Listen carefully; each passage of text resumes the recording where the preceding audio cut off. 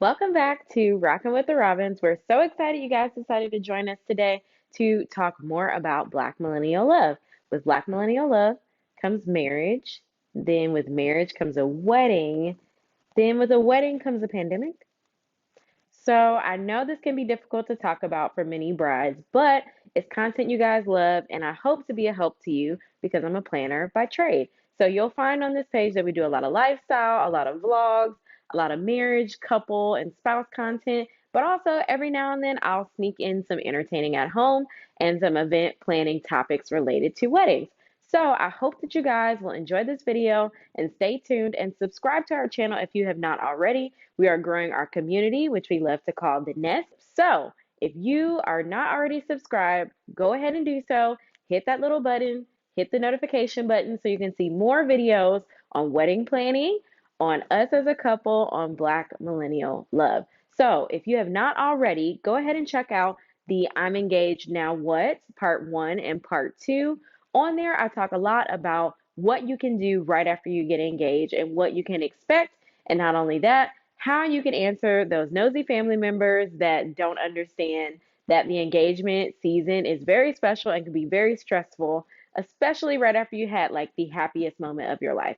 So, with that said, I decided to do a little bit more specific of a topic today to drill down on some of those tips that I can give you for planning your wedding. So, now that hey, we got engaged, now it's time to find out more about what you can do about the planning process.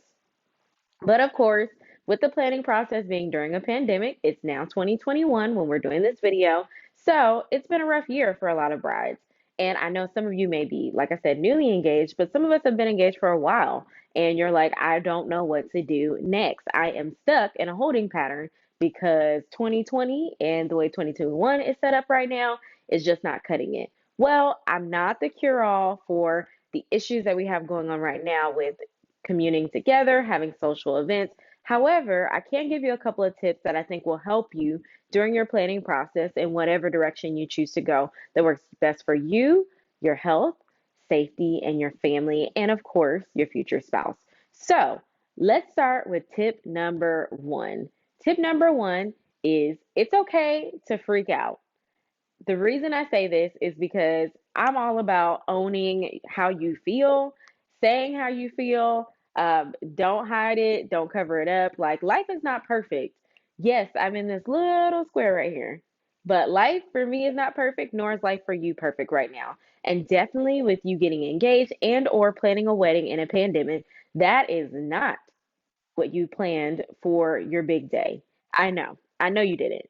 So now that you freaked out, now that you screamed, now that you had your fit, you've yelled, you've cried a little bit, you're like, I don't want to do this anymore, but I want to be married to you.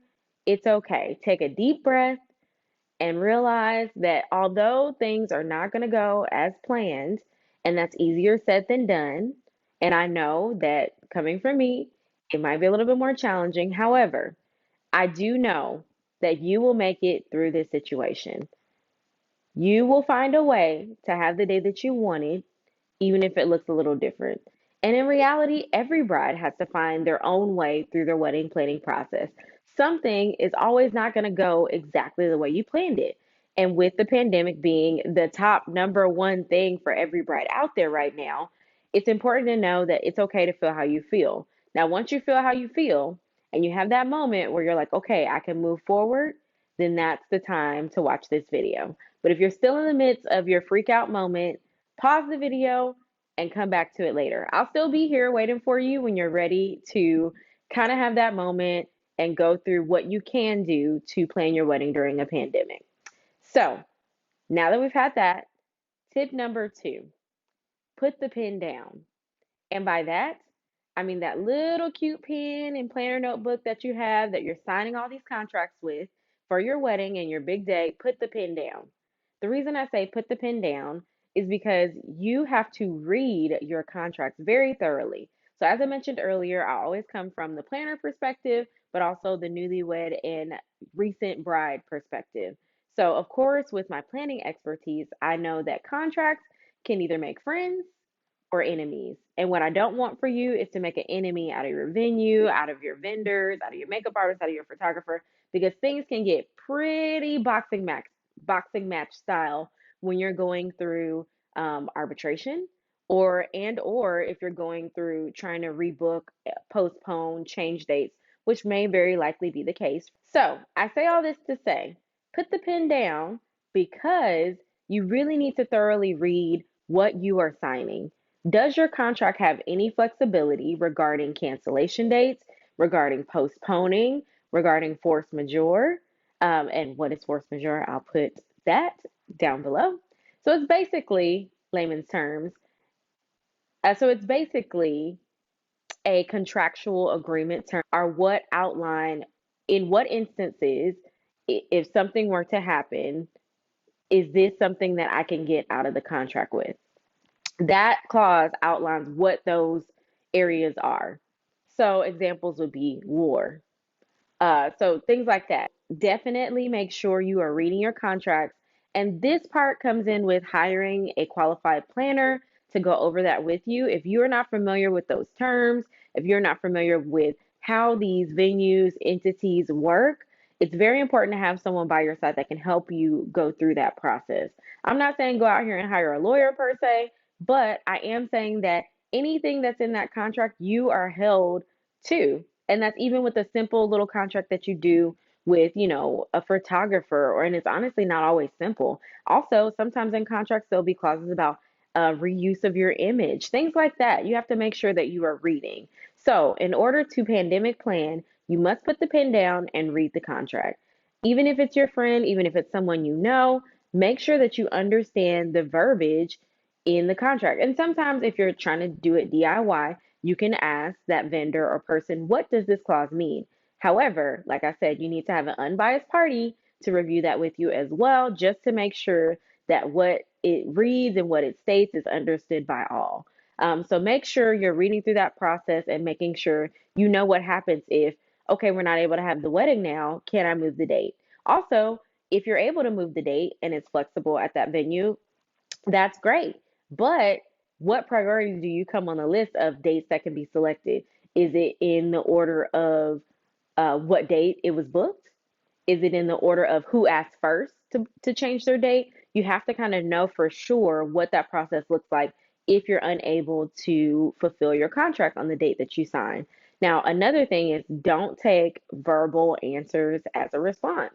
One of my favorite things to do, especially when it comes to negotiations of a contract, is to follow things up in an email and then ensure that those things make it into your contract. So if the person that you are planning with, whether it's the venue, a facility, whoever, says, yes, you can rebook your date, you're going to be the first person that is able to rebook your date with us in the event that you're not able to book to have your wedding on the date that we originally signed for. Well, I'm going to need to see that in black and white. And a lot of times people think it's too much or being difficult. Yes, it may seem that way in the moment, but what's more difficult is for you to have thought that all of these things were secured and they're not. So that's really, really important for you to go through that process. Like I said, whether it's reading it carefully, asking your vendor, and then getting clarification on what those terms mean, you need to ensure that you understand what your contract means. So that's step one. Ensure that you put the pen down and you read. That is number one, and it's super important that you guys do this step in your planning process, especially during a pandemic. To lighten it up, as you guys know, I always do, I have a hard moment, then an easy moment for you. Planning in a pandemic, although it may not seem so right now, is an excuse and not an excuse. It's a reason to do your wedding the way you always wanted. So if you are a person that always wanted to have a destination wedding or a small wedding and only invite 10 people, then do that. Also, if you're the person that wanted a big wedding, but you wanted super elaborate florals, things that you just thought you couldn't afford, then yeah, now you can do that because you're going to have less people, right? Social distancing and also virtual weddings. So keep in mind that this is a way to do what you truly want. You have to realize when you're planning a wedding that yes, it is your day, but every now and then, even if you're the most firm of brides and grooms, someone else's vision for your day finds its way to creep its way in, especially the moms and dads, especially if they're contributing to your day. It's easy to find a way to put what they want before what you want. And yes, it's fine to meld those visions together. Your parents, your family, grandparents, aunts, uncles, they're important to you. However, this is your moment to do it the way you want. So if you always wanted your wedding to be small, then go ahead and take advantage of that. You say, hey, we can't do it this way right now. So let's do it the way we always want it. Hey, you wanted to do it at a courthouse and have a big party later. Well, now's the time to do that. So keep in mind that even though this is not exactly how it probably was going to be, it can be better than you even imagine. Which leads me to one of my bonus tips. Micro weddings are king right now, okay? King and queen, okay? They are it. So whether that's just y'all two, like there are great weddings that are just the two people together. You have the makeup artist, the videographer. There are so many people, celebrities included, that are just doing like a surprise, we got married. And honestly, that adds the element of surprise, that adds the pomp and circumstance of feeling like you were invited into their special moment. But you don't have to feel like you have to do this big delay your moment time frame. Like we don't know how long this is going to last, unfortunately. And so you really do have to drill down on what's important to you. And if it's important to you to marry your future spouse on a specific day, then go ahead and do that. But one thing I will say is make sure you find good people to capture the memories for you. So make sure you're hiring a high quality videographer, a high quality photographer to capture the moment. So that way you can pull people in. And even when you're ready, like after you get off your honeymoon, you don't have to tell them right away. I would advise telling the people that matter to you most, but ensure that you're pulling people in that can ensure that your day is captured. So that way it won't feel like people missed out on that big moment. And also, like I said, if you want to get a beautiful Airbnb, and decorate that space, get the florals, do the whole thing that you wanted, but just do it with no one there or with, just two witnesses there. Like, truly, we have to get back to the simple life. And I know that that's hard because you may have a vision of what you wanted, but know that if things were different, then I would have done them differently. And the same thing for you. You can still have that big day, but not have to go through the process of doing it right then. Delayed gratification is still gratification. Now, if you are like my husband and specifically wanted that whole moment of seeing me walk down the aisle, seeing me in my dress, you can still do that too. That is still a part of a micro wedding. It's just that you don't have to have all of the people there. So, for example, this is an idea that I had if I would have been planning my wedding at this time. So I still would have worn my dress. You can do that. And then I would have walked down an aisle, whatever that aisle looks like, and we still would have had our magical moment. It was so important for him to have that moment. And I think that for me, it wasn't as important to me to have a big wedding. Now, I got on board once he said he wanted to do it. But for me, I wasn't sure that I wanted to spend and save the money that was required of me to have the wedding that I wanted. So I was like, can't we just like get married like real low key and then do like a party where we don't have to pay for dinner, which is just some appetizers and call it a day so it's simpler. I kind of wanted that, believe it or not. I know most people won't believe me when I say that, because here's a few pictures of my wedding. Okay. So I did want it to be pretty simple, but it didn't turn out that way because you have to compromise on what each other wants. So I say all that to say, I have a great example of some other things that you can do to still capture that moment. So still put on your wedding dress, still put on the tux you were going to wear, and still take pictures. You can still do that and have that whole moment. And also, ladies, if you decide that you still want to have your best girls be a part of your day, then you can do that once again at a later date. It's like high numbers out here, guys. Okay, so we have to consider that. But you can still do that at a later date and like still book with your photographer. Like, hey, let's all wear this shade of purple. Okay, so that way it looks great. Like, and you still have those moments captured with the people that you love later on. And even if you like plan your wedding to be your 1 year anniversary party, that's pretty dope too. Like, we made it 1 year. We can even get more lit, more excited that we made this moment happen if you delay your wedding celebration. So keep that in mind. There's a couple different ways that you can do that. And I know these are probably ways that a lot of people have thought of doing things, and I'm not necessarily here to give you permission to do it that way. I'm just here to help like rationalize the idea for you guys that it is okay to do your wedding smaller. Smaller can still have a big, longer lasting impact than one day and one dinner. Get the right pictures, get the right video.